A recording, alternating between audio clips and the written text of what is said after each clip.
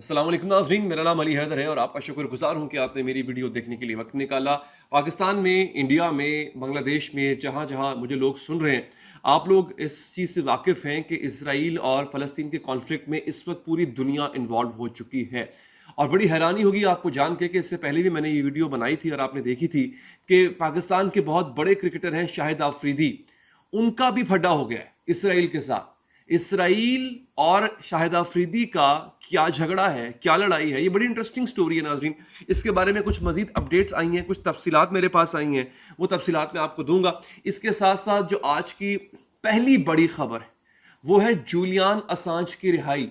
आप में से शायद बहुत से लोग जूलियन असांज को जानते होंगे, जो नहीं जानते उनके लिए बता देता हूं। विकी लीक्स एक ऐसा प्लेटफॉर्म था जिसने 2008, 9 और 10 के दरमियान तहलका मचा दिया था। ऐसी ऐसी केबल्स, 5 लाख डिप्लोमेटिक केबल्स को लीक किया गया था विकी लीक्स की जानिब से। विकी लीक्स के जो बानी, जो एडिटर इन चीफ हैं, वो है जूलियन असांज। इन्होंने अमेरिकन CIA की डिप्लोमेटिक केबल्स जो थी, उनकी उनकी एम्बेसीज की, CIA की जो कॉरेस्पॉन्डेंस थी, उस सबको लीक कर दिया था। और उस लीकेज के बाद बहुत सी चीज़ें पता चली थी, जैसे कि कर्नल कजाफी की मौत के पीछे CIA है, रूस के अंदर मदाखलत के पीछे CIA है। CIA पूरी दुनिया में कहाँ कहाँ हुकूमतों को टॉपल करती है, गवर्नमेंट्स को टॉपल करती है, गवर्नमेंट्स के खिलाफ ऑपरेशंस करती है। वो तमाम इंफॉर्मेशन जो अमेरिका के कट्टे चट्टे खोल रही थी, वो सारी की सारी इंफॉर्मेशन जूलियन असांज ने विकीलीक्स पर डाल के पब्लिश कर दी। इंटरनेट पर फ्री फॉर ऑल थी। दुनिया में तहलका मच गया। अमेरिका ने विकीलीक्स के बानी जूलियन असांज पे केस किया। ये उस वक्त ब्रिटेन में थे, इनको वहां गिरफ्तार कर लिया गया और पिछले 5 साल से इनको कैद में रखा गया था। 2 बाय 3 फीट के एक सेल के अंदर इनको 23 घंटे के लिए कैद तन्हाई में रखा जाता था, सिर्फ 1 घंटे के लिए बाहर निकाला जाता था। और अब ब्रिटिश हाई कोर्ट ने, ब्रिटेन की हाई कोर्ट ने 5 साल के बाद इनको रिहा किया है। और कहा तो ये जा रहा है कि इन्होंने कोई डील क्रैक की है, लेकिन खैर इनको रिहा कर दिया गया है। इनकी बीवी ऑस्ट्रेलिया में होती हैं, वो अब ऑस्ट्रेलिया फ्लाई कर गए हैं, अपने बीवी बच्चों के साथ जाके मिलेंगे। तो दोस्तों, जूलियन असांज को रिहा किया गया, ये बहुत बड़ी खबर है। अब जूलियन असांज की रिहाई किसी डील के नतीजे में आई है या हाई कोर्ट के फैसले के नतीजे में आई है, इसकी तफसीलात थोड़ी देर में पता हमें चल जाएंगी। लेकिन ये आज का एक बड़ा इवेंट है जो हो चुका है। अच्छा, शाहिद अफरीदी का मामला क्या है, मैं आपको ये भी बताऊंगा दोस्तों।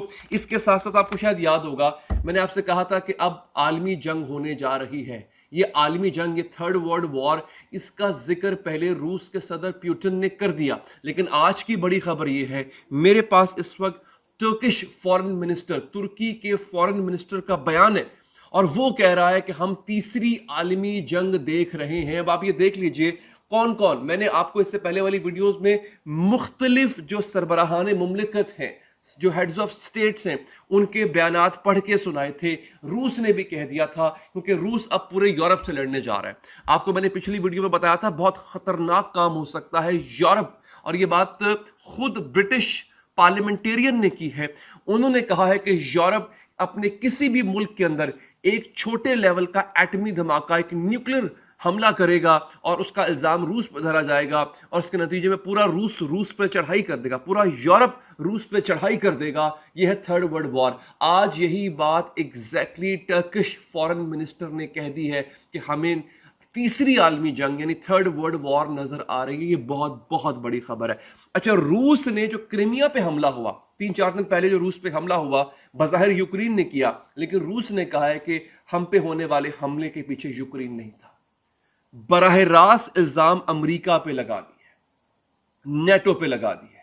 और पुतिन ने यह कहा था, अगर मुझे इस हमले के पीछे नेटो के सबूत मिले तो मैं यूरोप की ईंट से ईंट बजा दूंगा। दोस्तों, ये बहुत बड़ा हमला होगा, ये बहुत बड़ा बदला होगा जो पुतिन लेगा। और आप पुतिन को जानते हैं, आपको पता है वो खर दिमाग आदमी है। वो जब लड़ने पे आएगा, उसने नहीं देखा पूरी दुनिया मुखालफत कर रही थी, उसने यूक्रेन पे चढ़ाई कर दी। तो दोस्तों, मुझे तीसरी आलमी जंग नजर आ रही है।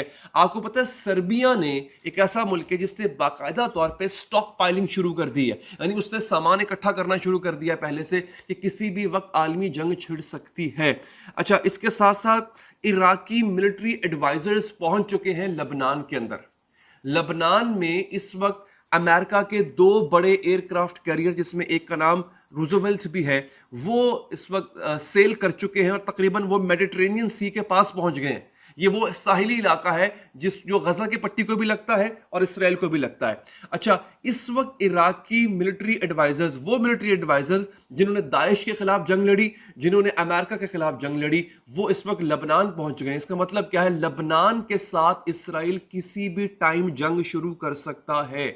मैं आपको बड़ी इंटरेस्टिंग चीज दिखाना चाहता हूं दोस्तों, इस वक्त जंग किस तरह से और कहां कहां हो रही है। आप जान के हैरान रह जाएंगे कि जंग का इस वक्त जो तबल है, वो जो बजा है, वो किस तरह और कहां कहां बज चुका है। अब देखिए, यूक्रेन और रूस, यूक्रेन एंड रशिया, ठीक है, Israel and Lebanon, Taiwan and China, South Korea and north Korea, इस सब के बीच में अमेरिका।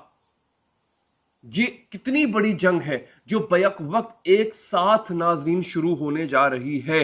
और इन सब, और यहां पे एक साहब में ट्विटर पे वो लिखते हैं, in each conflict there is a foreign country, ठीक है, विच इज रफली located 10,000 kilometre away who fully backs one side.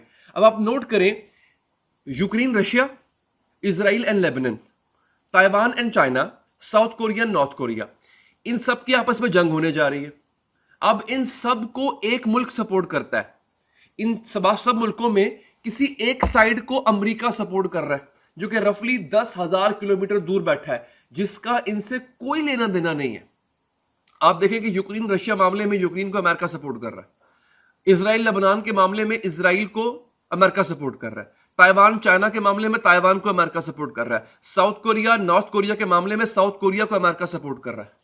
तो असल फसाद की जड़ कौन सा मुल्क है? अमेरिका। पूरी दुनिया में जंगें करवा रहा है और अब खुद भी एक जंग में इन्वॉल्व होने जा रहा है। अमेरिका पे यही तो तनकीद हो रही है, इतनी बड़ी तनकीद अमेरिका पे हो रही है। अब नाजरीन, यहां पे क्या हुआ, पेंटागन ने यूक्रेन पे सारा का सारा मलबा डाल दिया। रूस कह रहा है अमेरिका ने कराया। देखिए, अमेरिका की दोस्ती भी बुरी, दुश्मनी भी बुरी, दोस्ती ज्यादा बुरी। क्यों? यूक्रेन ने अमेरिका के कहने पे एक पंगा ले लिया रूस से। रूस के क्रिमिया, उनके सिविलियन इलाके पे हमला कर दिया, सिविलियन मारे गए, बच्चे मारे गए। रूस ने कहा मैं छोड़ूंगा नहीं। यूक्रेन को इस बात का एहसास था कि यार चलो ठीक है, अमेरिका मेरे पीछे है, मैं देख लूंगा। ये पेंटागन का बयान है, सुन लीजिए, आप हैरान रह जाएंगे अमेरिका की दोस्ती कितनी बुरी होती है। Pentagon blamed Ukraine for yesterday's massacre in Crimea, unwittingly admitting that the US administration is arming entities that massacre civilians. Pentagon spokesperson says Ukraine makes its own targeting decisions.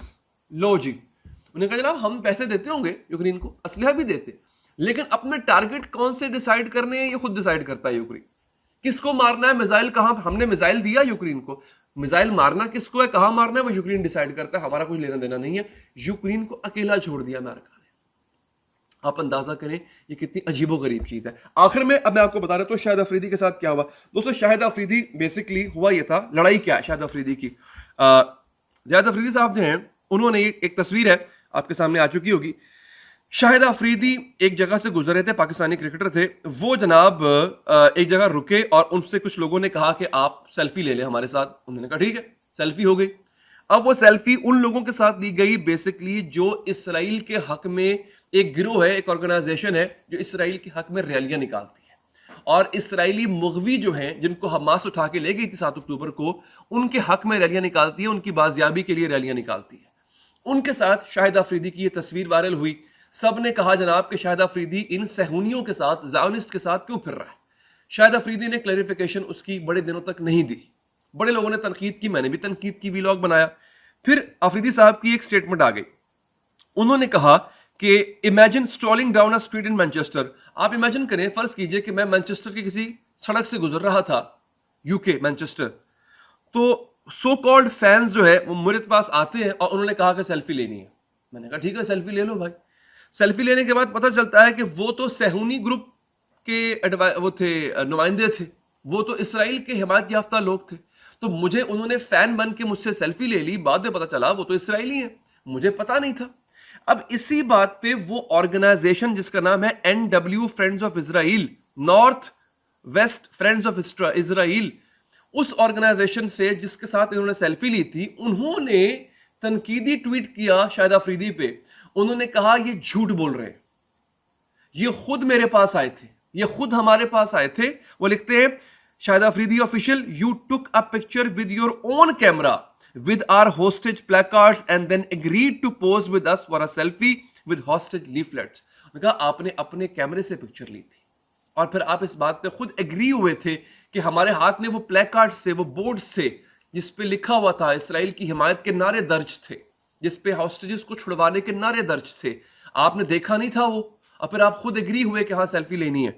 You spoke to us of your own free will, आप खुद अपनी मर्जी से हमारे पास आए and posed for a selfie with hostage leaflets to support our cause, और फिर आपने खुद जो है सेल्फी ली हमसे और आपने प्लेकार्ड्स भी देखे। It is hugely disappointing you have caved in to those who would oppose the release of innocent babies children blah blah blah. अच्छा, अब इसमें वो ये कह रहे हैं कि इन्होंने अपनी मर्जी से किया। मुझे ये लगता है कि हो सकता है इन्होंने आफरीदी साहब को ट्रिक किया, बिकॉज मैं सहूनियों पे बिलीव नहीं करूंगा। मैं बतौर मुसलमान मैं इन सहूनियों की बात पे बिलीव नहीं करूंगा। हां, मैं शायद अफरीदी जो बात कर रहा है मैं उस पर बिलीव कर लूंगा। क्यों?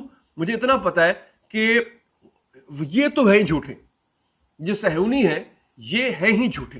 तो हो सकता है, मुझे भी लगता है कि इन्होंने शायद अफरीदी को ट्रिक किया हो। आपका इस पे क्या कहना है? नीचे कमेंट बॉक्स में कमेंट लाजमी कीजिएगा। अपना ख्याल रखिए नाजरीन, अल्लाह ने के बाद।